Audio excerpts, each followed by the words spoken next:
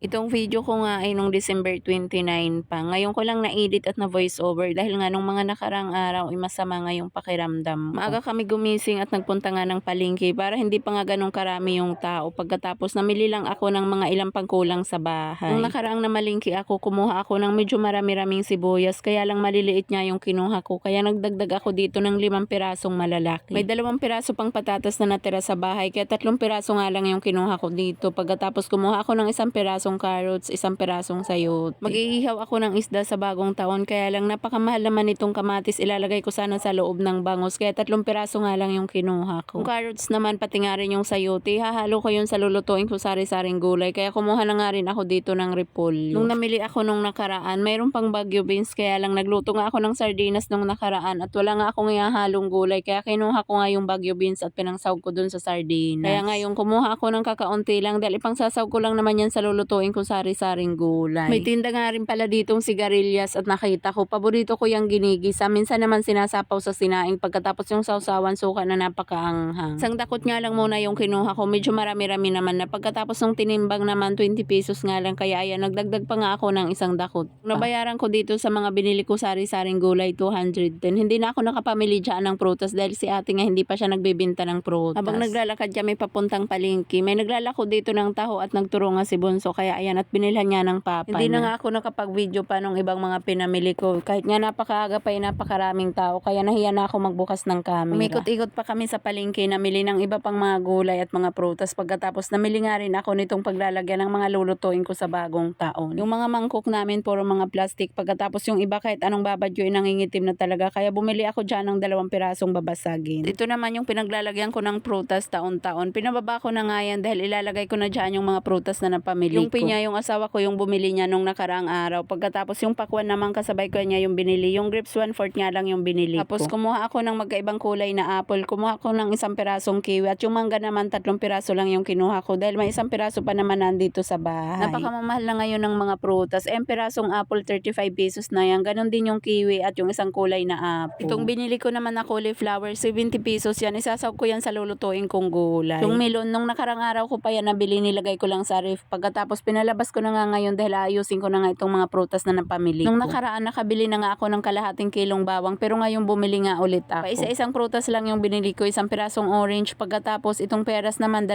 piraso na yung binili ko. Ito pa nga yung tira ng mga prutas na nabili ko nung nakaraan. Mayroon pa dito orange na 5 piraso pagkatapos 1 pirasong mangga. Itong pinya naman na maliit, bumili ako ng 1 piraso dahil nga sinasabit ko yan sa pinto kasama nga nung grapes pati na nga rin ng mga bawang. Hindi pa kumpleto yung mga prutas na napamili ko. Medyo marami pang ang kulang. Parang 9 na klase pa nga lang itong napamili ko. Sabi kasi ni ate na pinagbibilhan ko nitong mga gulay, kinabukasan niya December 30, magbibenta na siya ng mga prutas. Doon na nga lang ako sa kanya bibili. Mga nakarang araw ko pa nga pala gusto kumain ng tuyo kaya lang wala ngang mabilhan dito sa malapit kaya doon sa palengke na ako bumili ng tigwa 1/4. Doon na nga rin ako bumili ng 1 pirasong mais. Ilalagay ko yan sa lulutuin kong hipon pati na nga rin itong luya. Pagkatapos bumili ako nitong sitsaro, 40 pesos na yan yung ganyang kaunti. Magluluto ako ng manok at ibababad ko nga muna sa kalamansi kaya kumuha ako ng medyo marami na. Pagkatapos nagdagdag pa nga rin ako ng sibuyas at kumuha na nga rin ako nitong 2 pirasong pipino. Hindi pa nga rin kami nakakabili ng itlog na panggamit niya dito sa bahay kaya bumili na nga kami ng 1 tray. At yun lang muna, maraming salamat sa panonood. God bless everyone. Bye!